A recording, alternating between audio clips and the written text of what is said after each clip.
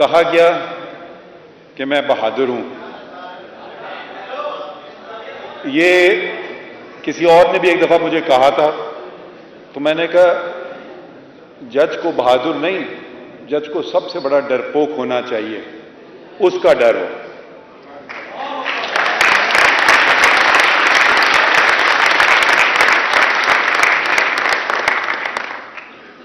اور اس کے بعد آئین کا. جب آپ کے سامنے کیس آئے تو بہادر تو وہ جج ہوگا، حق ان کا بنتا ہے مگر فیصلہ ان کے فیور میں ہو جائے. ڈرپوک جج وہ قانون اور آئین کے مطابق فیصلہ کرے گا. تو میں تو اللہ تعالیٰ سے دعا کرتا ہوں کہ ڈر ہو، صرف اللہ تعالیٰ کا ڈر ہو، اور یہ ہدایت مجھے دیں کہ آئین اور قانون کے مطابق میں فیصلے کر سکوں.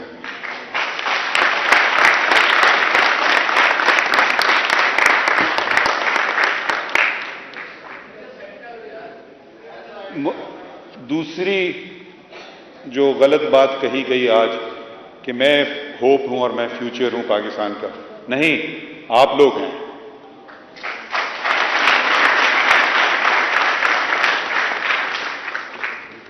ہم بیٹھ کر کے 2-4 کیسز فیصلہ کر لیتے ہیں، کبھی 20 لگتے ہیں، کبھی 15 لگتے ہیں، تو اصل کام تو آپ کرتے ہیں.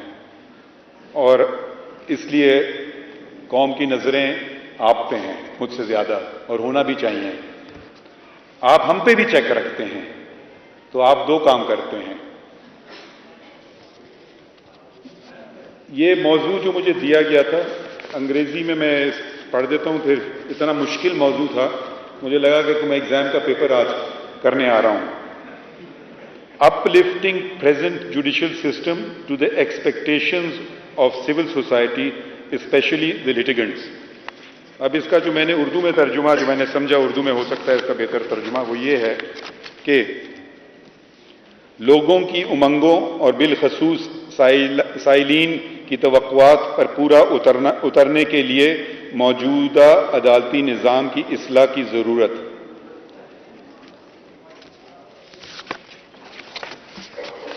صدر صاحب یہ صحیح ترجمہ ہے؟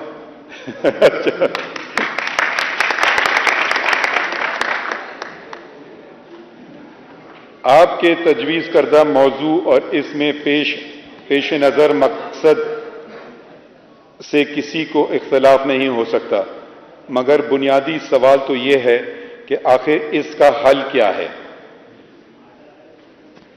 آپ سب قانون کے شعبے سے وابستہ ہیں، نوجوان برسوں سے، اور میری طرح کے معمر لوگ دہائیوں سے.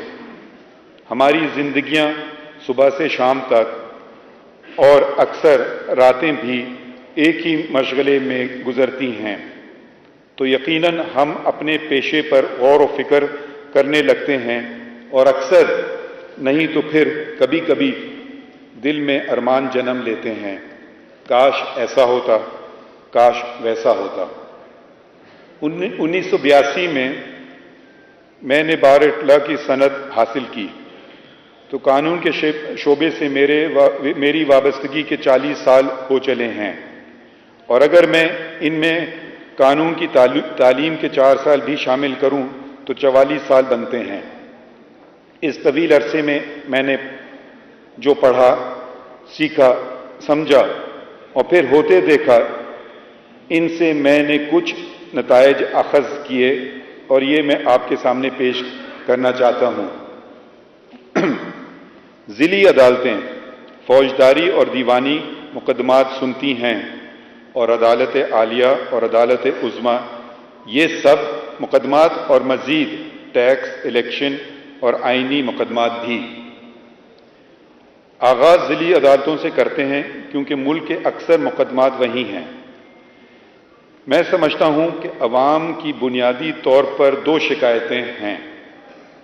ایک یہ کہ فیصلے برسوں بعد ہوتے ہیں، اور دوسری یہ کہ انہیں یہ معلوم نہیں ہوتا کہ فیصلے کا اونٹ کس کروٹ بیٹھے گا. مقدمہ بازی کی ایک بڑی وجہ قانون سے ناواقفیت ہے. اگر ایک شہری پاکستان اور صوبوں کے قوانین معلوم کرنا چاہے تو اسے یہ ایک جگہ اکٹھا نہیں ملتے۔ یہ سلسلہ ختم ہو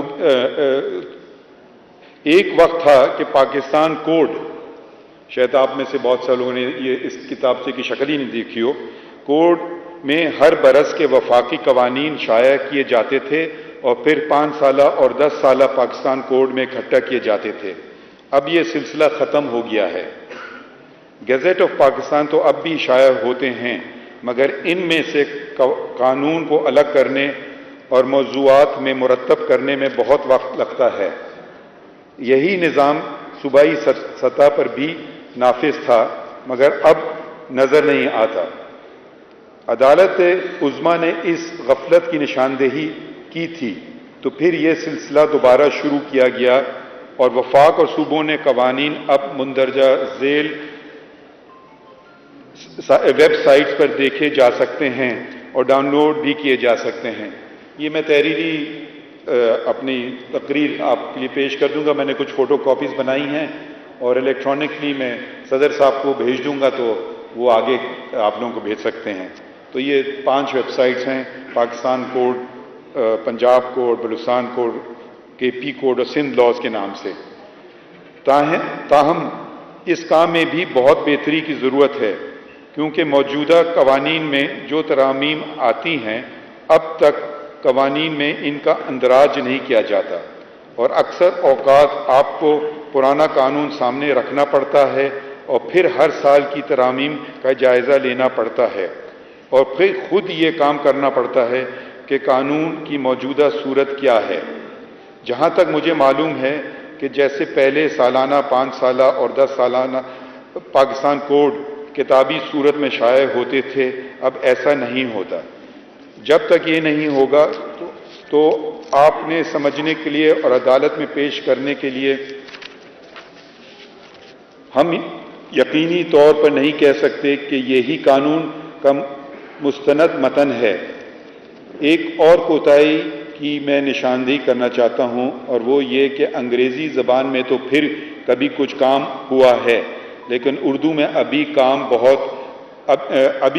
بہت کام کرنے کی ضرورت ہے۔ جتنے قوانین پاکستان میں بنتے ہیں وہ انگریزی زبان میں بنتے ہیں۔ مجھے یہ آج تک سمجھ نہیں آیا کہ اسی وقت چاہے وفاقی پارلیمان ہو یا صوبائی اسمبلیاں ہوں تو ساتھ ساتھ اردو میں بھی وہی قانون کیوں نہیں شائع ہو سکتا ہے۔ یہ اس پہ بھی آپ لوگ خیال میں آواز اٹھا سکتے ہیں۔ تو جب قانون انگریزی میں اور ان کے ترجمے ملے نہیں لوگوں کو، تو پھر آپ لوگوں کو کیسے کہہ سکتے ہیں کہ وہ قانون پہ عمل کریں؟ تو یہ بنیادی بات ہے۔ اب آپ سب وکیل ہیں، آپ P L D, P L جے، دوسرے سبسکرپشن لیتے ہیں۔ جب میں کوڈ کی بات کرتا ہوں، میں کہتا ہوں سرکاری کوڈ، وہ اس میں اگر غلطیاں بھی ہوں وہ کورٹ میں اس پہ عمل نہیں ہوگا۔ اصلی گزٹ آف پاکستان ہوتا ہے، مگر گزٹ آف پاکستان تو بے تحاشا ہوتے ہیں۔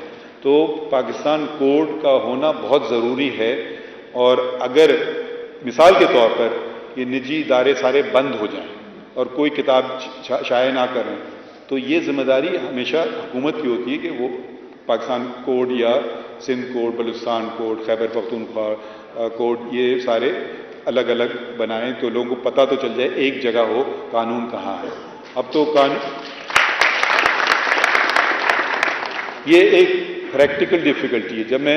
جب میں نے خود میں وکیل تھا تو میرا سب سے زیادہ وقت صحیح قانون ڈھونڈنے میں لگتا تھا۔ اگر کچھ قانون ہیں تو سیدھے سادھے، کچھ ہیں ذرا ٹیکنیکل نوعیت کے، income tax, sales tax, custom duty, تو آپ کو پتہ نہیں ہوتا تھا یہ ہر کب بدلا جا رہا ہے۔ آپ نے 69 کا اگر اٹھا لیا کسٹمز ایکٹ، پھر اس میں کتنی ترامیم ہوئی ہر سال، تو وہ بہت مشکل کام تھا، اور مشکل نہیں مگر ایک بہت اس میں وقت لگتا تھا۔ تو اگر یہ اس کا فائدہ ہوتا ہے یہ کوڈز کا کہ آپ فوراً اٹھا کر کے دیکھ لیں، اور یہ دنیا کے ہر ملک میں ہوتا ہے اور پاکستان میں بھی ہوتا تھا، تو یہ ایک بہت اہم چیز ہے کہ اس سے بہت وقت بچتا ہے۔ جہاں تک مقدمات کے فیصلوں میں تاخیر کی بات ہے تو حالات کو بہتر بنانے کے لیے کچھ اقدام اٹھائے جا سکتے ہیں۔ اب میں اپنی جو میں نے سیکھا اور جو میں نے نافذ کیا اس سے ہی میں اسے آپ سے شیئر کرنا چاہتا ہوں۔ بلوچستان ہائی کورٹ کے چیف جسٹس کے طور پر میں نے تاخیر کا سبب بننے والے مختلف امور کی روک تھام کی خاطر مقدمے کے آغاز کے وقت کے لیے ایک چیک لسٹ بنوائی تھی، جو انسٹیٹیوشن برانچ میں رکھی تھی، جس میں ایسے امور متعین کیے گئے تھے جن پر عمل کر کے بعد کی تاخیر سے بچا جا سکتا ہے، مثلا یہ کہ مقدمے کے فریقوں کے قانونی ورثاء کی فہرست شامل کی گئی ہے یا نہیں۔ یہ سول پروسیجر کوڈ میں اور اس کا ذکر ہے، مگر اکثر ہم دیکھتے ہیں نہیں ہوتا ہے، کیونکہ کسی فریق کے مقدمہ کے فوت ہونے کی صورت میں اس وجہ سے مقدمے کی کارروائی رک جاتی ہے، یا یہ کہ مکمل پتہ دیا گیا ہے یا نہیں، کیونکہ اگر ادھورا پتہ دیا گیا ہے تو اس کی وجہ سے سروس میں تاخیر ہو جاتی ہے۔ اور پھر جیسے کہ اگر اٹارنی کے ذریعے درخواست جمع کرائی جا رہی ہے تو اس کے پاس پاور آف اٹارنی ہے یا نہیں۔ اسی طرح مقدمہ دائر کرنے والے کی شناخت یقینی بنانے کے لیے بائیو میٹرکس تصدیق کو ضروری قرار دیا۔ جواب دعویٰ کے لیے بھی اسی طرح کی ضروری فہرست بنائی گئی۔ اس کے علاوہ ہدایت جاری کی کہ اگر ضلعی عدالتوں میں مقدمہ شہادت کے مرحلے پر ہے تو اس پر ہائی کورٹ کے مقدمے کو ترجیح نہیں دی جائے گی، اور اگر اس مرحلے پر وکیل ضلعی عدالت میں مصروف ہے تو ہائی کورٹ اس کا انتظار کرے گی یا سماعت ملتوی کرے گی۔ تو یہ اور یقیناً آپ اس کی وجہ سمجھ گئے، کیونکہ وکیل تو روزانہ کورٹ آتا ہے، اس کوئی مسئلہ نہیں ہوتا ہے۔ اصل مسئلہ ہوتا ہے جو گواہان آتے ہیں، وہ روزانہ یا تو وہ تنگ آ کے چھوڑ دیں گے آنا، تو وہ متاثر ہوگا آپ کا کیس، پھر اس کو آپ سمن کروائیں یا اس کو وارنٹ ایشو کروائیں تو وہ پھر پتہ نہیں کیسی آ کے گواہی دے گا۔ تو ان کو سب سے زیادہ کہ وہ ان کو فارغ کریں جلدی سے جلدی۔ جب ایویڈنس کے اسٹیج پہ مقدمہ لگا ہو تو ہائی کورٹ چل رہا ہے تو وہ ترجیح ادھر میں اس کو ملے گی، کیونکہ ہائی کورٹ میں کسی کا آنے کی ضرورت نہیں ہے۔ وہ دوسری بات ہے کہ آدمی خود اپنا مقدمہ کر رہا ہو۔ اب میں ایک بات کروں گا جو آپ کے لیے شاید حساس ہو، اور دوستوں میں حساس باتیں کرنا میرے خیال میں نہ صرف جائز ہے بلکہ ایک حد تک فرض بھی بنتا ہے۔ جب میں بلوچستان ہائی کورٹ کا چیف جسٹس تھا تو ہڑتال کی وجہ سے عدالت کا کام کبھی معطل نہیں ہوا۔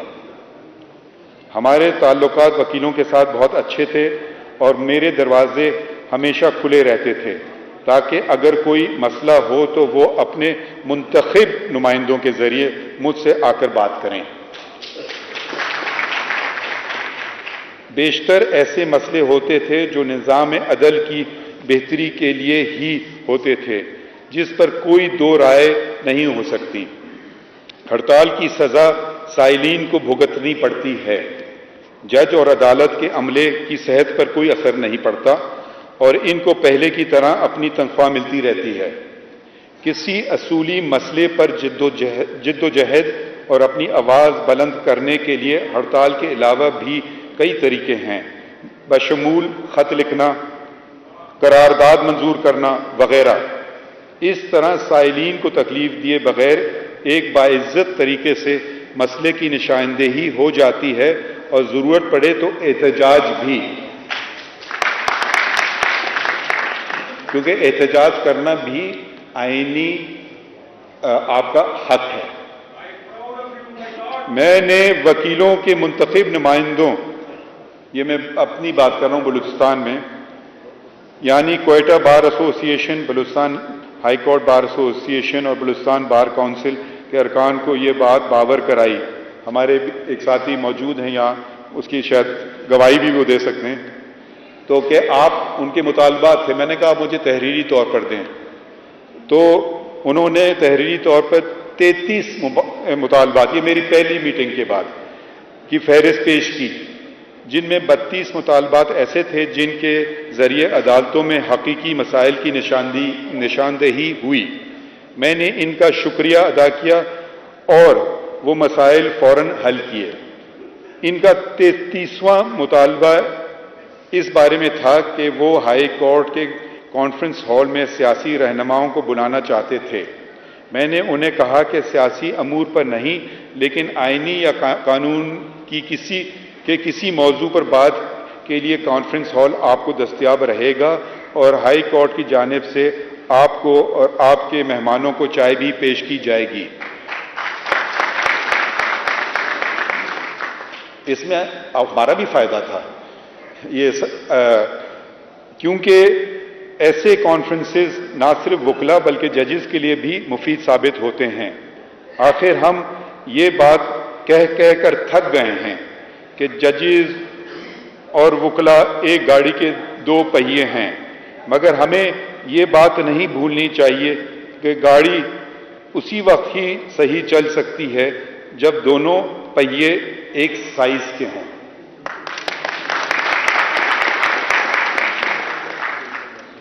اب جب ہم گاڑیوں کی بات کی تو ذرا سے موضوع سے میں ہٹ کر بات کر لوں۔ ایک تو معذرت میں آپ سے کروں گا کہ فنکشن دیر سے شروع ہوا، میں ملزم نہیں ہوں اس کا۔ صدر صاحب نے کہا، میں تو تیار بیٹھا تھا، انہوں نے کہا جب تک آپ کا فون نہیں آئے گا آپ نہیں آئے، تو مجھے بے چینی ہونے لگی۔ تو میں اسلام آباد میں بھی پیدل جاتا ہوں کورٹ، تو میں وہاں GOR سے چلنے لگا ہائی کورٹ کی طرف۔ تو جب یہاں دروازے پر پہنچا تو ان کا فون آیا، تو مجھے پتا تھا ان کا فون کب آئے گا۔ اچھا، اب اس چہل قدمی کا کچھ فائدے بھی ہوئے، اور شاید آپ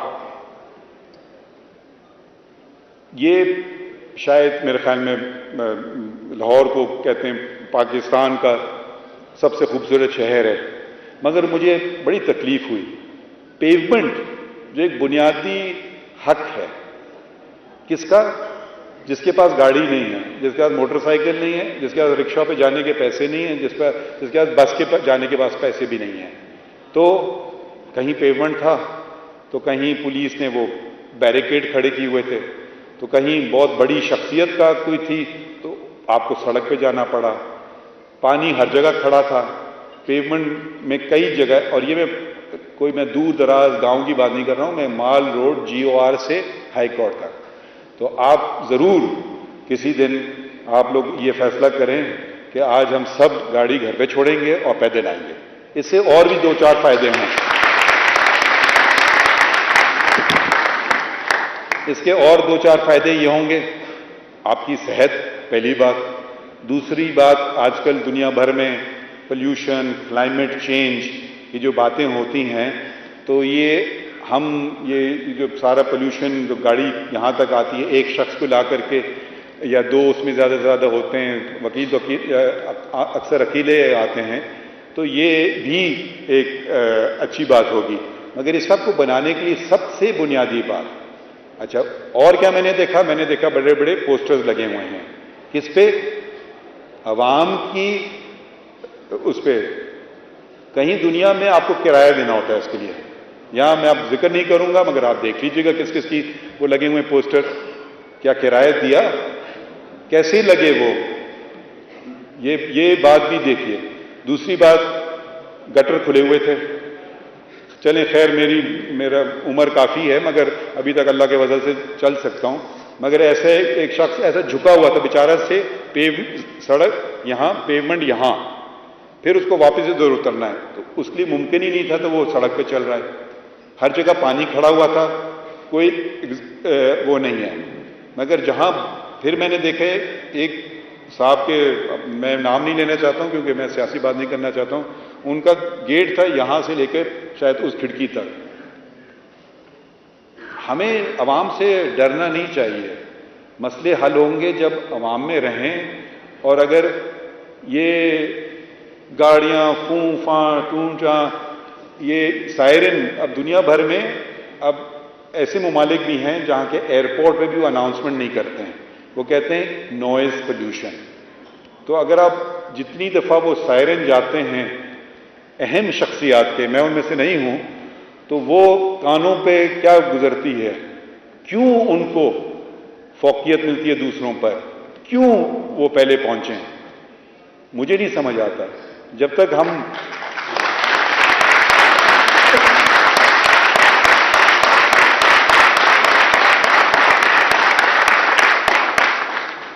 اور یہ سب چیزیں جو ہیں یہ سب عوام کے پیسوں سے ہیں. مجھے اتنا ابھی پھر اللہ تعالیٰ ہم سب کو محفوظ رکھے، مگر آپ کے شہر میں ایک حادثہ ہوا تو یہ جو عملہ پولیس کا ہے، میں دوسروں کی بات نہیں کروں گا، میں اپنی بات کروں گا. میرے ساتھ پولیس چلنے سے بہتر ہے کہ وہ آپ لوگوں کو سب کو محفوظ رکھے. جب آپ سب محفوظ ہوں گے تو میں بھی محفوظ رہوں گا. تو یہ اگر ہم بنیادی باتیں ہیں، اور اگر ہم پھر اپنے آپ کو اسلامی جمہوریہ کہتے ہیں تو اسلام میں تو آپ پیومنٹ کو روک ہی نہیں سکتے، گناہ ہے. اس پہ بیٹھنے کی ممانعت ہے کہ آپ اس کے نہیں ہیں. لوگوں کے چلنے کے رولز ہیں اتنی، اگر ہم اسلام کی بات کریں تو بہت ہی دوسرے درجات پہ چلے جائیں. تو اب یہ اگر مال روڈ کی حالت ہے تو باہر اندرون شہر میں کیا ہوگا، دوسری جگہ کیا ہوگا، وہ آپ مجھ سے بہتر جانتے ہیں. مگر اگر ہم اگر انتخاب ادھر سے بات شروع کرتے ہیں، لوگ بڑی بڑی باتیں کرتے ہیں، میں کہتا ہوں نہیں، چھوٹی بات کرو، بڑی بات نہ کرو. چھوٹی بات یہ ہوتی ہے، بڑی باتیں ہم یہ کر دیں گے تو وہ کر دیں گے. آپ بس آپ سے میں ایک صدر صاحب سے پتہ نہیں برا نہ مانے اور آپ لوگ برا نہ مانے، ایک دن آپ اپنے لیے کیا کہتے ہیں انگریزی میں کار فری ڈے رکھیے کہ آج ہم جائیں گے، پیدل جائیں گے یا پبلک ٹرانسپورٹ سے آئیں گے کورٹ. تو اس سے آپ کو جو ہمدردی بھی لوگوں میں بڑھے گی کہ وہ ان پہ کیا گزرتی ہے روزانہ. اور آپ ایک دفعہ کریں گے تو میں آپ کو یقین دلاتا ہوں، اگر آپ بہت دور رہتے ہیں تو دوسری بات ہے، مگر آپ کی صحت بہتر ہونے لگے گی. جی اب واپس موضوع پہ، سوری، میں نے وکیلوں کے منتخب نمائندوں، یہ تو میں نے بات کر لی تھی، صحیح. ایک اور بات جس کی میں نشاندہی آپ جیسے دانشوروں کو کرنی چاہیے، اور اس سے مقدمات کافی کم ہو سکتے ہیں، وہ یہ کہ مسئلے کی جڑ تک جائیں. پنجاب کے دیوانی مقدمات کی اکثریت کا تعلق زمین سے متعلق تنازعات سے ہے. یہ میں اپنی جو سپریم کورٹ میں آتے ہیں وہ اس قسم کے مقدمات آتے ہیں. اگر آپ پوچھیں پرسنٹیج میں تو سب سے زیادہ یہی ہوتے ہیں، جو اکثر ریکارڈ میں ریونیو افسران کی جانب سے غلط اندراج کی وجہ سے یا بے پرواہی سے ہوتے ہیں. اگر یہ نظام درست ہو جائے تو بہت سارے تنازعات پیدا ہی نہیں ہوں گے. دوسرے ممالک میں اس قسم کے مقدمات شاذ و نادر ہی ہوتے ہیں، کیونکہ جائیداد کے ریکارڈ کا تقدس کو برقرار رکھا جاتا ہے.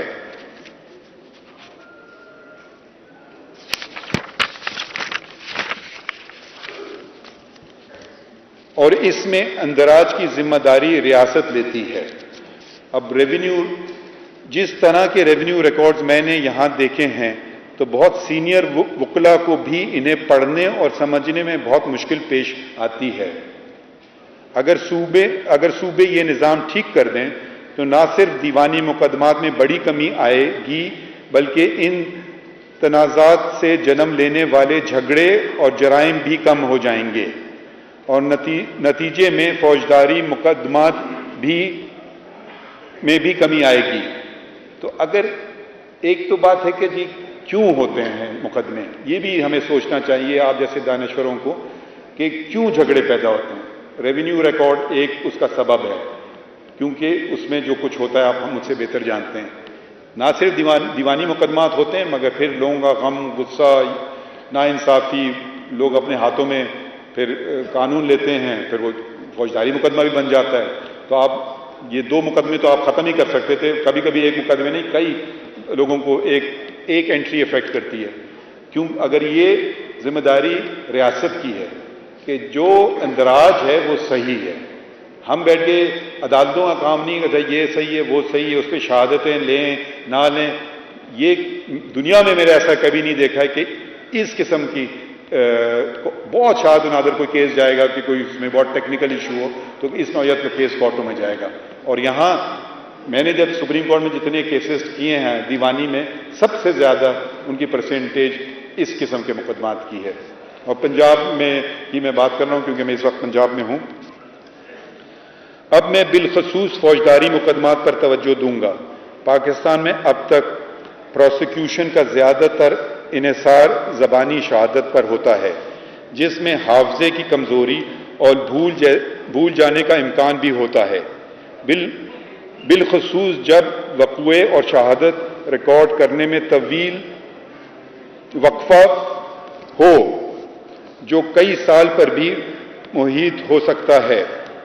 میں نے بے تحاشا فوجداری مقدمات سپریم کورٹ میں کیے، لیکن کسی ایک میں بھی تصویر کشی اور دیگر فنی ثبوتوں کا استعمال ہوتے نہیں دیکھا، جیسے جائے وقوع یا اعلی جرم کی تصاویر، انگلیوں کے نشان، فنگر پرنٹنگ وغیرہ.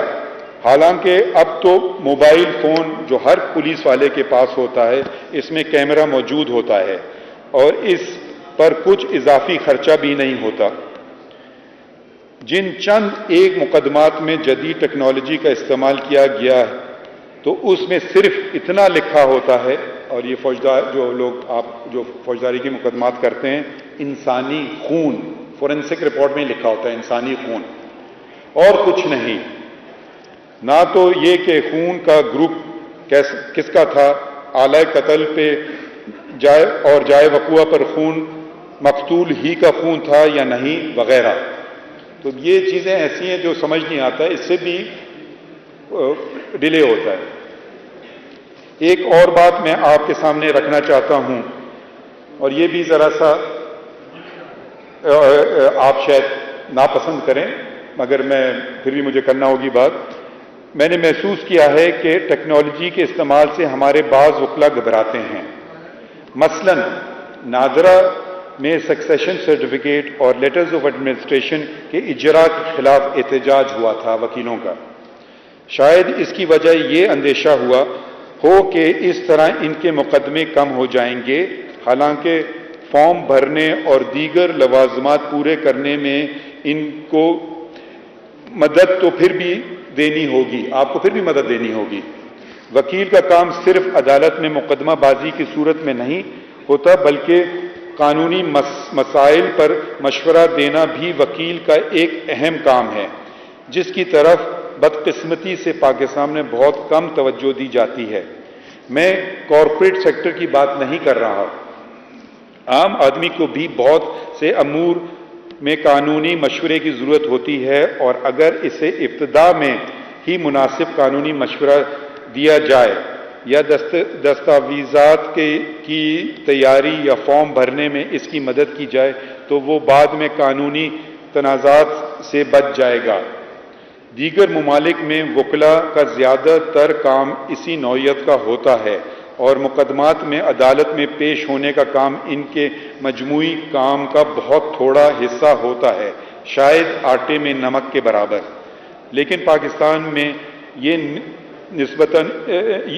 نسبت اس کے برعکس ہے. میں آپ پر تنقید نہیں کر رہا، نہ ہی آپ کا حوصلہ شکنی کر رہا ہوں، بلکہ میں آپ کو توجہ دلانا چاہتا ہوں کہ جدید ٹیکنالوجی آپ کے لیے مددگار ثابت ہو سکتی ہے اور سائلین کی مدد کر سکتی ہے، تو اس سے گھبرانے کی ضرورت نہیں ہے.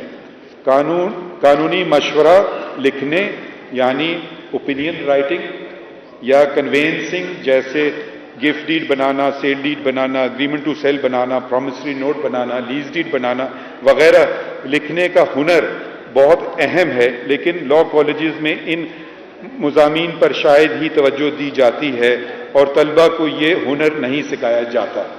تو یہ بہت ضروری ہے کہ وکیل لوگوں کی تعداد بڑھ رہی ہے، مگر اس سے آپ کا کام بھی بڑھے گا اور لوگوں کے مسائل بھی کم ہوں گے، اور جو پریشر ہے کورٹس پہ وہ بھی کم ہوگا. تو اس میں سب کا بھلا ہے اور کسی کا نقصان نہیں ہے. اچھا، اب میں نے پڑھنے لکھنے کی، اوپینین رائٹنگ کی تو بات کر دی. اس قسم کے پڑھنے یا لکھنے کے عمل سے نقصان بھی ہوتا ہے، اور میں آپ کو بتاتا ہوں نقصان کیا ہے. جیسے میں ادھر آتا، دو چار باتیں زبانی کلامی کر کے چلا جاتا آپ سے، لیکن اب میں نے یہ سب لکھ دیا ہے تو کل آپ اسے میرے خلاف بھی استعمال کر سکتے ہیں. وہ حسن کدھر ہیں؟ حسن کاپیز آپ دے دیں صدر صاحب کو، وہ کچھ ڈسٹریبیوٹ کر دیجئے. تو میں اپنے آپ کو بھی اکاؤنٹیبل کر رہا ہوں کہ آپ کہیں گے کل آپ نے یہ بات کی تھی. تو بس اب انہی کلمات کے ساتھ میں آپ سے اجازت چاہتا ہوں اور آپ کا تہہ دل سے شکریہ ادا کرتا ہوں کہ آپ نے مجھے اتنے اہم موضوع پر بات کرنے کا موقع فراہم کیا اور میری عزت افزائی کی. مگر جاتے جاتے میں 2 باتیں اور کر دوں، اور وہ مناسب نہیں ہوگا کہ میں نہ کروں، کیونکہ مجھ سے پہلے مقررین نے ان کی بات کی. پہلی بات انہوں نے بات کی انرولمنٹ کمیٹی کی. تو اگر آپ ذرا 2 منٹ اگر آپ سنیں، یہ آپ کے فائدے کی بات ہے. انرولمنٹ کمیٹی شاید 25 اکتوبر کو مجھے اس کا چیئرمین چیف جسٹس نے اپوائنٹ کیا.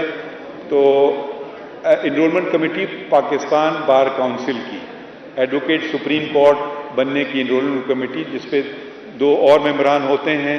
اس وقت اعظم نذیر طاہر صاحب ہیں اور قلب حسن صاحب ہیں. تو میں نے کبھی یہ کام پہلے ہی نہیں کیا، تو ان کی رہنمائی میں نے حاصل کی. اور وہ انہوں نے پہلی میٹنگ میں نے کال کی تو انہوں نے کہا ہم آپ کے چیمبر کب آئیں؟ تو میں نے کہا آپ میرے چیمبر کیوں آئیں گے؟ کہتے ہیں انرولمنٹ کمیٹی کی میٹنگ کے لیے. میں نے کہا کس کی انرولمنٹ کمیٹی؟ کہتے ہیں پاکستان بار کونسل کی. تو میں نے کہا تو مجھے آپ کے پاس آنا چاہیے، آپ میرے پاس کیوں آئیں؟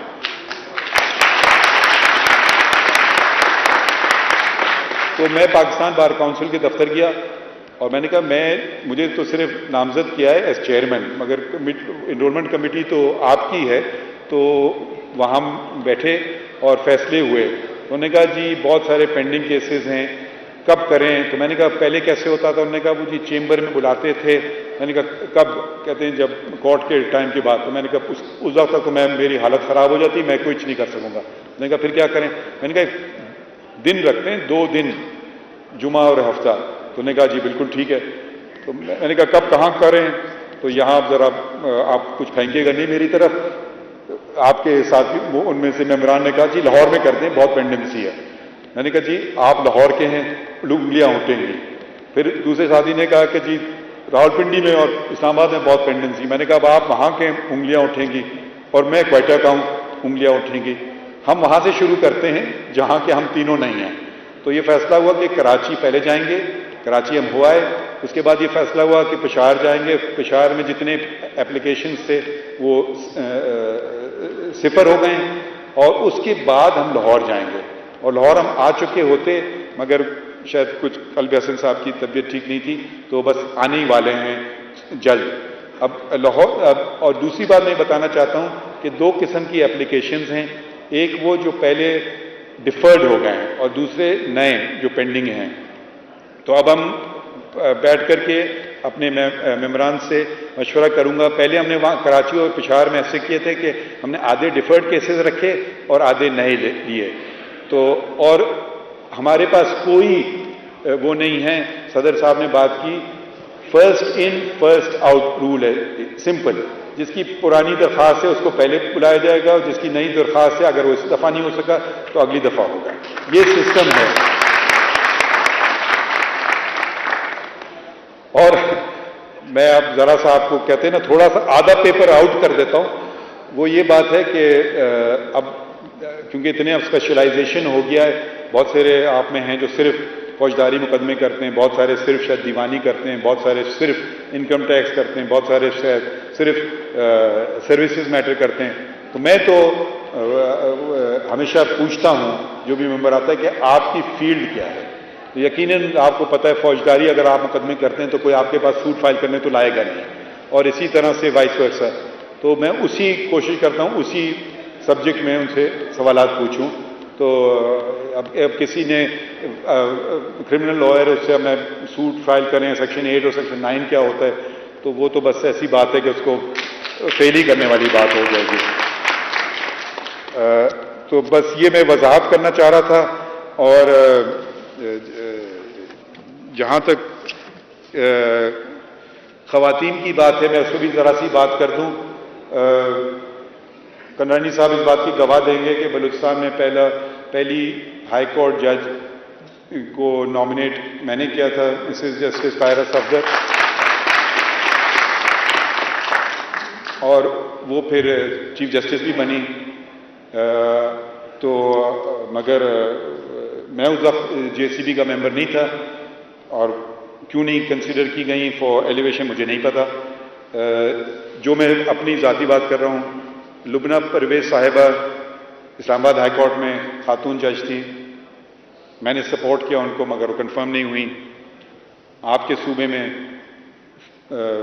فخر النساء کھوکر صاحبہ شاید سینئر پیونی جج تھی. میں اس وقت وکالت کرتا تھا. میں نے آرٹیکل لکھا کہ وہ سینیورٹی میں ان کا حق بنتا ہے. سندھ میں رخسانہ احمد صاحبہ تھیں، وہ ان کو کنفرم نہیں ہوا. تو یہ آپ نہ سمجھیں کہ میں اس کے خلاف ہوں، مگر کچھ اصول بھی ہونا چاہیے ہیں. مگر یقیناً میجورٹی مجھ سے شاید بہتر سمجھتی اور جانتی ہیں. میرے سامنے اگر پیمانہ کوئی رکھ دے کہ یہ پیمانہ ہے، اب آپ ان کو اس پہ پورا اترتے دیکھتے ہیں یا نہیں، تو میرے لیے کام آسان ہوتا ہے. بلکہ میرے لیے آپ سچ پوچھئے، جب ججز میں نے اپوائنٹ کیے اور سول ججز اپوائنٹ کر لے، میں نے بہت آسان تھا. سب نے ایگزام دیا، پاس ہو گئے، فیل ہو گئے. 700 مارک ہم نے رکھے تھے، 500 ہم نے رکھے ریٹن پیپرز میں، 200 ہم نے رکھے انٹرویو کے لیے. اور 200 بھی کیونکہ ہم یہ بھی دیکھتے، میں نے دیکھا تھا، میں انگلیاں نہیں اٹھا رہا ہوں مگر کہ آگے پیچھے ہو جاتے ہیں ریزلٹس بعد میں. تو 4 انٹرویوز تھے، 4 ججز انکلوڈنگ مائی سیلف. سب کو 50-50 نمبر تھے، زیادہ نہیں. تو وہ 500 وہ، اور جو لوگ پاس ہوتے تھے وہ آتے تھے انٹرویو کے لیے. جہاں تک میرے خیال میں میرے لیے بہت مشکل کام تھا. اگر آپ پوچھیں سب سے مشکل کام میں نے بلوچستان میں کیا، کون سا کیا، میں آپ کو یہ کہوں گا کہ جج اپوائنٹ کرنا. یہ سب سے میرے لیے مشکل کام تھا. کیونکہ میں بلکہ اپنے دوستوں کو کہا، میں نے کہا کاش میں ان سے ٹیسٹ لے سکتا.